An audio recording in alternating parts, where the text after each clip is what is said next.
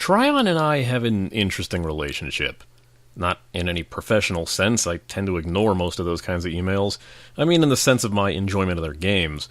Rift was a blast on my first visit. Defiance was a fantastic shooter in World before it was swallowed by a forced power creep and free-to-play conversion. And Trove was one of Grindstone's most played games before it started doing whatever the hell it's doing now. I honestly blame ArcAge for this sudden sour note I've been hearing over their titles. Still, I give Trion props for originality. Ironic, having just mentioned two of their titles, which are semi-clones of World of Warcraft and Minecraft, but don't let it be said that I can identify this title as anything we've seen on the market before. So, will this gamble pay off for Trion? Well, maybe, if you ignore the fact that their first attempt kinda didn't. This is the MMO Grinder, and it's time to look at Atlas Reactor.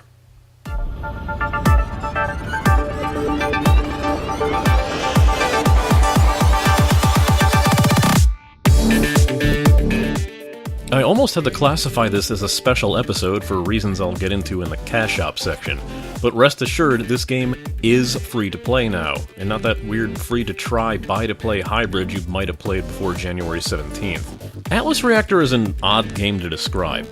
At first glance you might think MOBA or hero shooter, then see gameplay and think XCOM, and the answer to all of that is not really. The colorful cast and PvP-focused gameplay may suggest the former too, and the grid-based strategy combat may have you thinking the latter, but the game plays like a completely different beast that's not hard to explain properly, but difficult to understand until you see it all in action. Let's just say trying to force this game as a $30 buy-to-play wasn't initially the best investment. You're also going to see the most polarizing tribunal on this game on my website in a good while, as I unabashedly enjoy this game, while some others, my co-writer unquestionably included, feel this game is some form of torture, stream arguments, and fun times all around.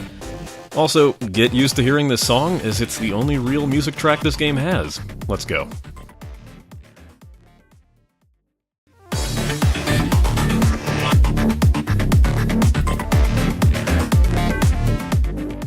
This game goes for a very simple art style, eschewing graphical prowess for a much cleaner and more cartoony look.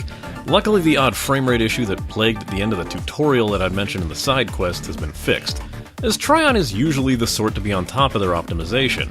Like also mentioned in the side quest, I would best equate this to being similar looking to Borderlands in style, though with the black edges toned back a bit, but the same sort of cartoony but kinda realistic but slightly goofy tone that Borderlands wears on its sleeve. This plays into the game's sense of humor as well, with campy one-liners and taunts when doing special moves, or the gloriously over-the-top CGI introduction that plays out when first starting the game up. The tongue is firmly buried in the cheek here. In essence, each character will look unique from one another, and while some are far more out there than others, they all seem to fit nicely within the same universe, as there are very logical, if not fantastical, reasons for each character to exist within the world. While it might not make immediate sense that there's a weapon-equipped Aibo fighting alongside a vaping gunslinger, the world's lore will bring you up to speed. You shouldn't go in expecting anything less than that same goofball tone to permeate the game throughout. Given that the game isn't going for pure graphical power, you can be reasonably assured the game will run for just about everyone. This ensures that the art style itself isn't a barrier to the player base, even if, until recently, there was a much larger roadblock to the community, but again, talking about that later. While the UI can be simple to read and everything pops well, it's not without issue regarding its targeting system. When your team is targeting enemies or using their skills, a visual telegraph similar to yours will also appear on screen, so you can see what they are doing. The problem is that it's too similar to yours, only being slightly faded and still the exact same color, which might cause it to blend into yours. It just didn't pop enough to let you see who was doing what, and using a different color might make it easier to understand.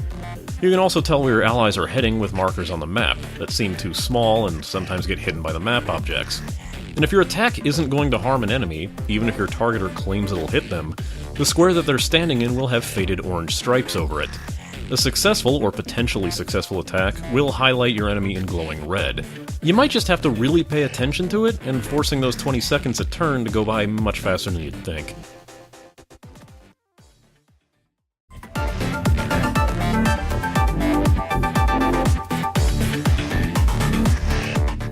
I love this goddamn song, which is why I must preemptively apologize for likely wearing it out for you in this review. It's like the only real song I could find. The song is called For Hire and stands in as the Atlas Reactor title theme, playing both in the title and the lobby screens. It's that kind of low-key EDM where I can't imagine dancing to it as much as just grooving along with it. It makes good background music as the beat drones on at a good pace while nothing in the song builds to any real distracting crescendo. I just really dig the track, and it hasn't grated on me one bit, to the point that I even bought it from the Bandcamp page, in addition to my recording it off of the game back in beta. I'm biased here, deal. Because the rest of this game's music isn't really music. Like, it's there, but you have to listen for it. It keeps in tune with the main theme, being electronic and drum beats, but they are far more muted and serve almost like ambience, changing up only slightly with whatever phase is going on. Instead, the game's sounds focus on the voice acting quips and some standard sci-fi noises, taking some interesting liberties. The electronic bark of the character Pup is especially interesting, notably when it performs its ultimate subwoofer move, combined with the taunt letting loose this explosive bark that really sets the power of the move being used. The voice clips tend to be polarizing, as I mentioned in the side quest, finding them amusing and charming, while others said they found them annoying. Your prayers are answered if that's the case, with the option that lets you completely remove the chatter of the Freelancers. But I'm still really amused by a lot of the taunts, so it'll depend on how you see it. I think most of the voice actors do good work in playing their characters to the appropriate levels of energy, my favorites being Garrison's Marmite-thick British accent and Quark's adorably maniacal insanity. Don't worry, I brought enough for everyone. If it tingles, it's working. If it burns, it's working.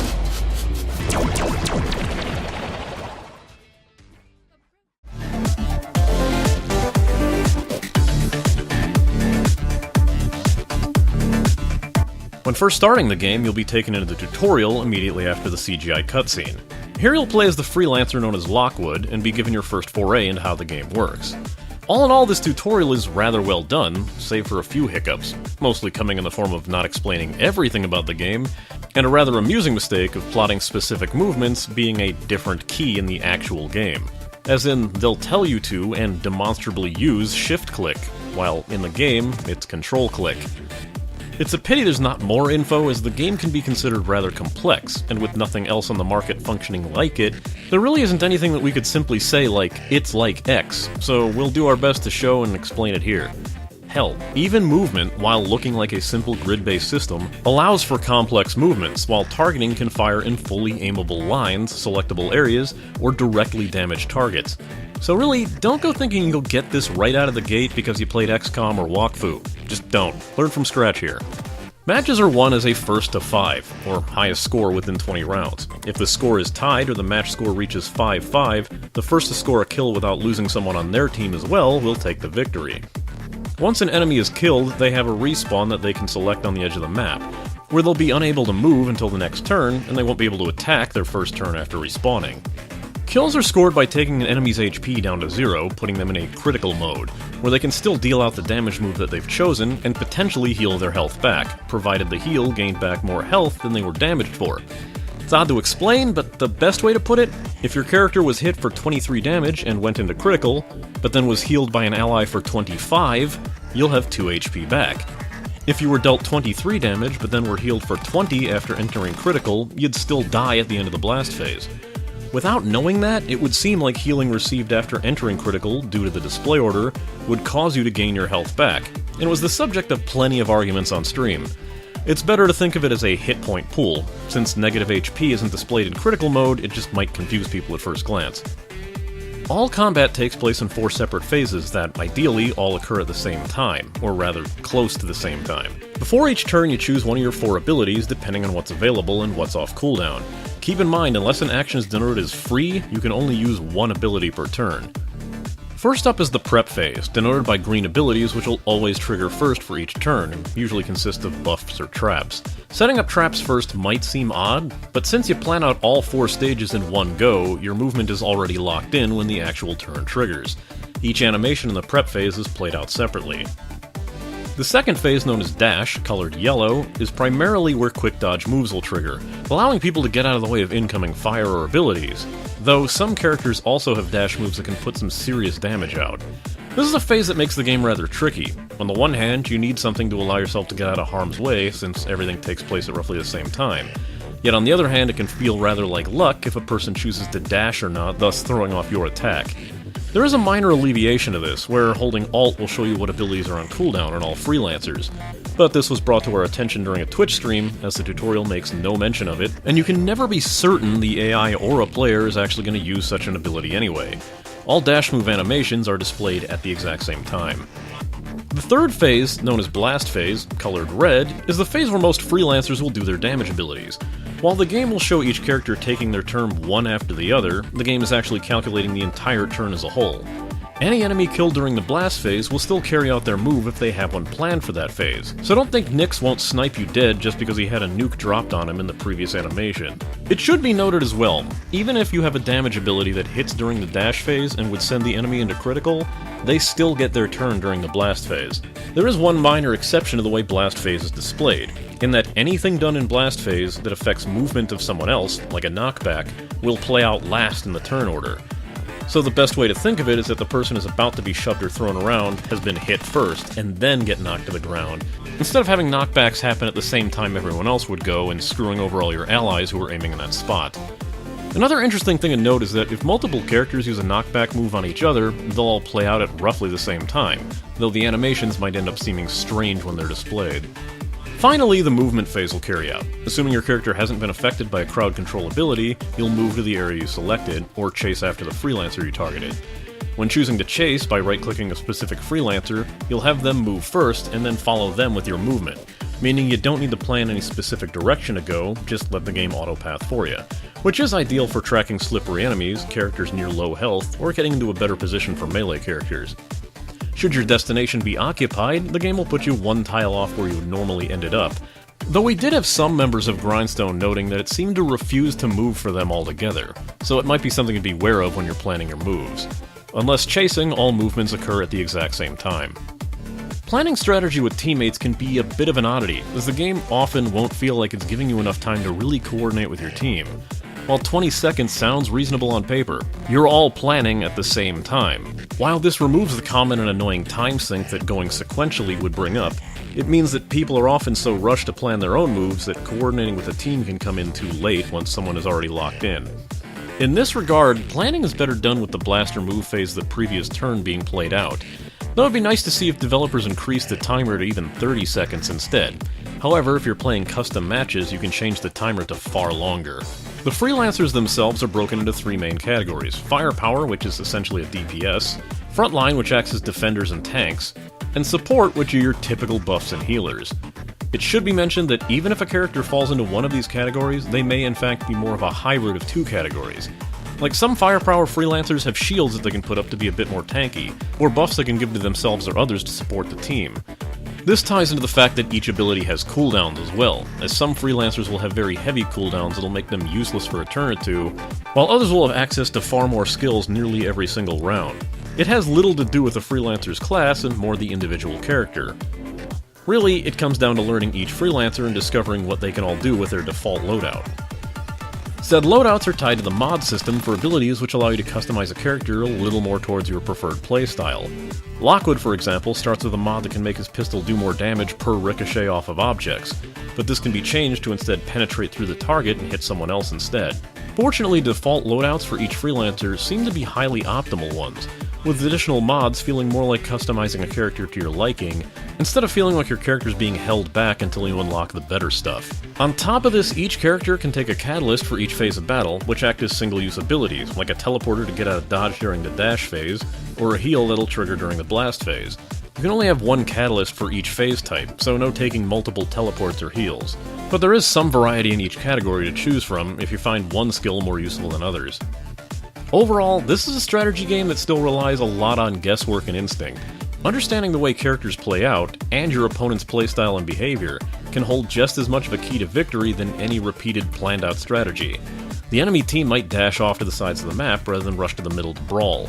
Your allied Lockwood might run off at half HP looking for health pickups. An enemy Rampart might stand off in a corner of the map using the same spin attack without moving, which probably means they're new at the game and have no idea how to play. All of this can be applied to how you achieve victory. And what some see as an unpredictable, chaotic mess, I see as a true test of psychology and personal instinct, where I don't even get upset if I lose.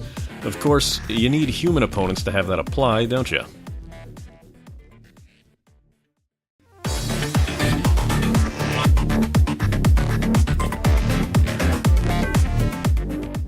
community of Atlas Reactor can best be described as quiet, save for the general chat, which in Trion tradition is not representative of the game-playing community at large, and is filled with your usual spam, trolling, memes, arguments, and people begging or tricking others to use their referral codes so they can get free goodies. Thankfully, there is the helpful option to remove general chat, and the games themselves tend to be very quiet experiences as people focus more on trying to get their turns completed successfully as opposed to just yelling at one another. It isn't clear if this is because there's no cross-team chat, or if the round timers are so short you feel more rushed into action as opposed to typing out words, but thus far, I didn't really see any chatter.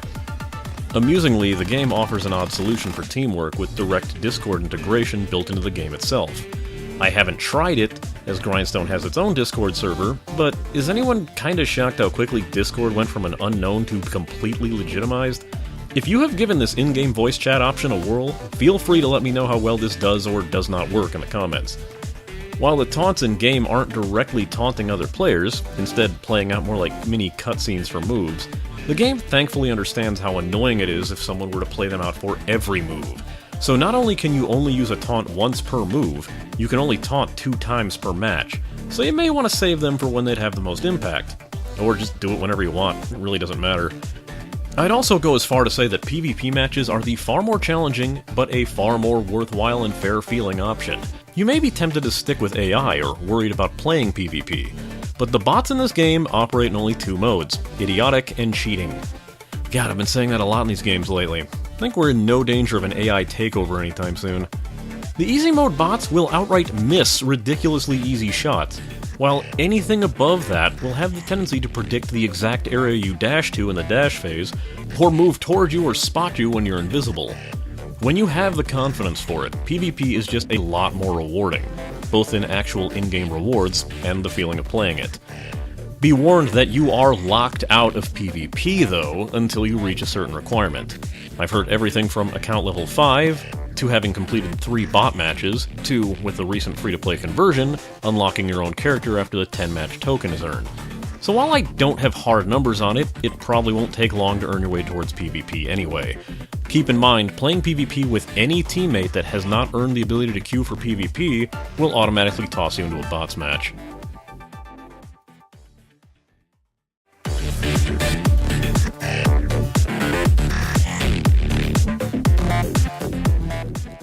As I want to reiterate, this game is now free to play. Like, fully free to play, once January 17th rolled around.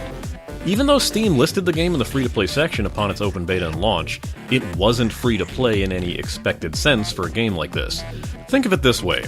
When you're playing Smite, you have the free-to-play rotation and the option to buy the Ultimate God Pack and just unlock everyone forever. Now imagine if Smite didn't let you unlock any other characters through any other means, forcing you to be stuck with that free rotation until you bought the Ultimate God Pack.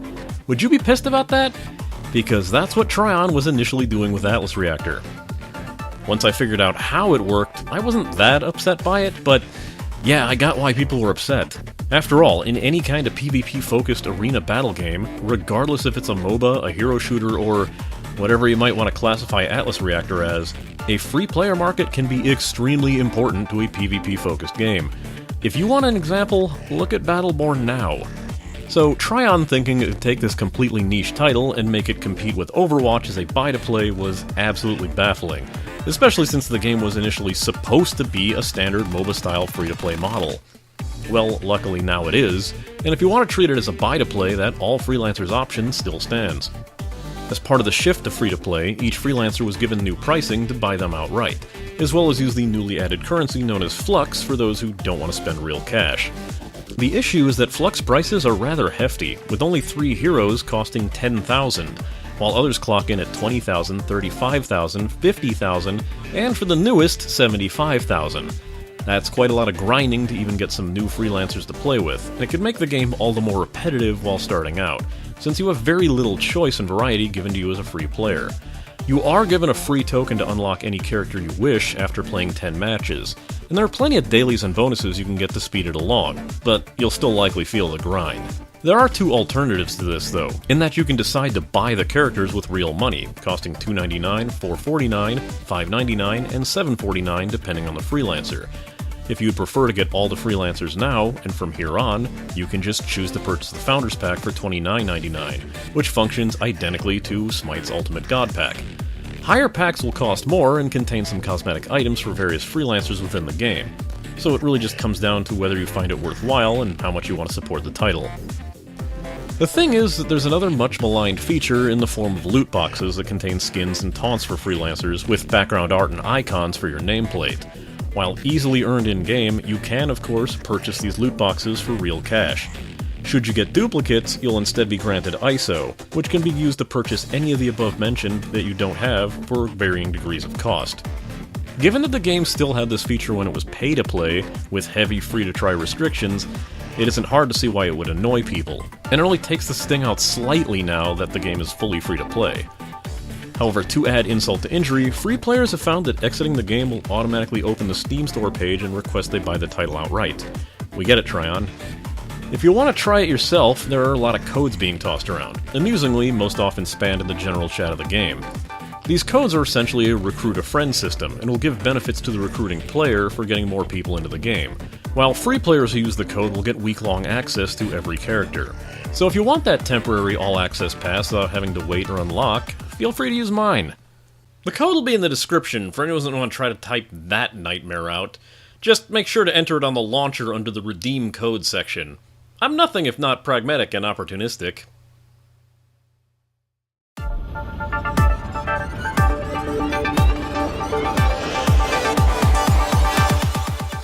Basically restating what I said in the intro and at the end of gameplay, I really do enjoy this game, and I'm quite impressed that they would take such a risk in this clone-infested market.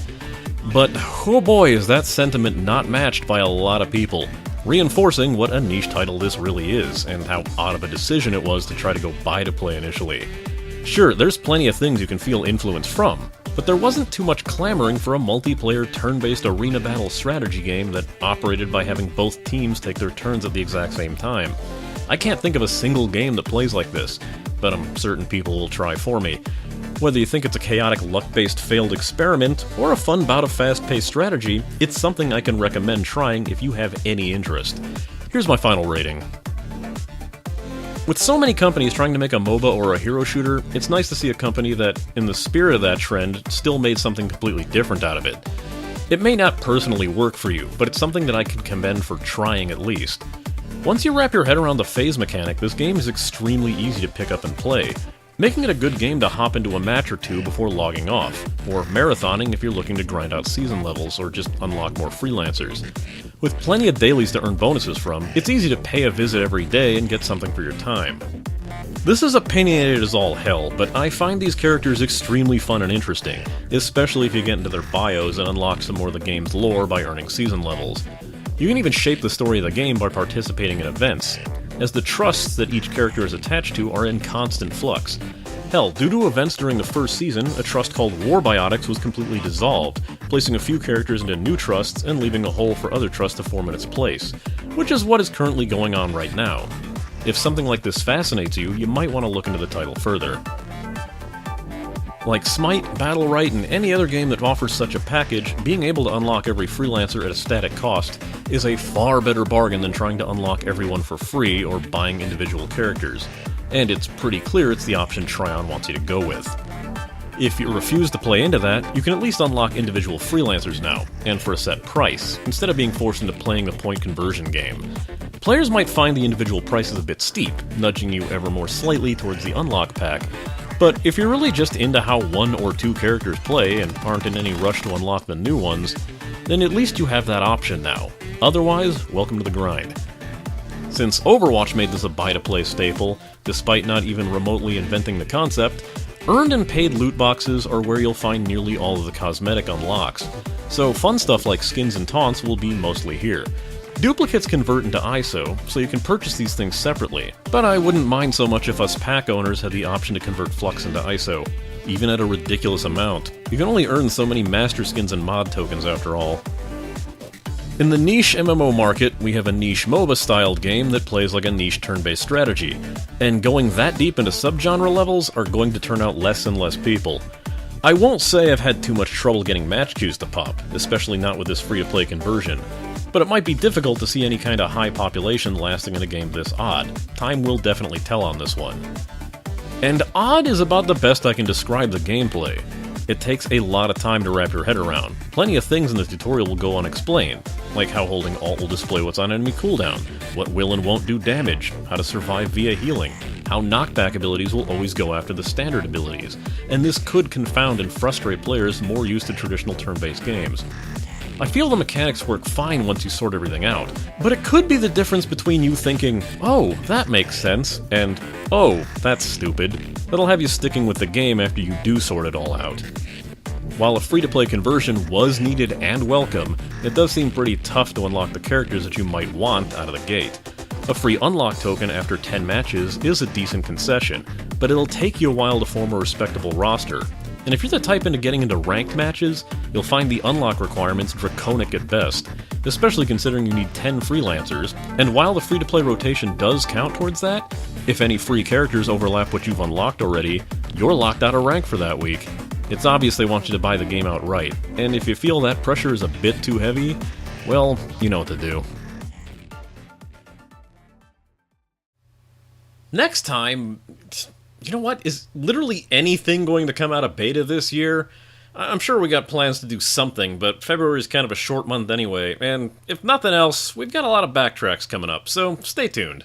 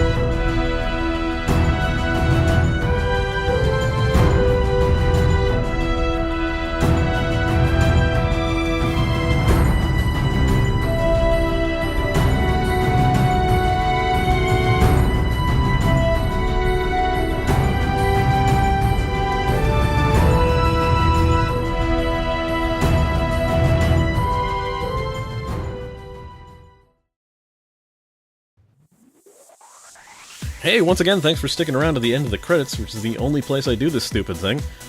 Left window, if you have annotations on and aren't on mobile, will take you to Paladins, my last video on a very Overwatch clone-y game that, oh my god, don't tell people it's an Overwatch clone. Man, that comment section, what a blast. The right side window will take you to a backtrack on Heroes of the Storm, since, you know, we're apparently on a clone kick today. I'm still not too keen on the fact they added KDA, and yeah, I know it's not that big of a deal, but there's some psychology there that we need to get into sometime. If you want to hear me spout nonsense on the internet at random, you can follow my Twitter at ChaosD1, and if you'd rather I just shut the hell up and tell you when a new video is out, you can follow the Twitter account at MMO_Grinder, which is basically just show updates. I also have a Patreon if you'd like to check that out at patreon.com/MMOGrinder. I noticed I've never actually said the web address for that. You know, I'm super on top of this sort of thing. But annotation on the bottom will take you there, and I put it in the description, so, you know, you do you. Just letting you know. So the one thing I keep forgetting to plug, that I still don't have anyone at that tier, is my own Twitch channel, which is at twitch.tv/ChaosD1, of which some of you might have noticed when noticing that I have a new video up, only to have it be me announcing that I'm streaming. Yeah, it might get annoying, I'm sorry about that. Either way, I was gifted Resident Evil 7 recently, and yeah, I know it's not in my wheelhouse, but I don't only play MMO games on my Twitch channel, so feel free to stop by whenever I'm announcing, and I'll announce them on Twitter too. I also do a show for indie games called Indie Stop Live, which I do about every month to open up indie boxes and check out what's there.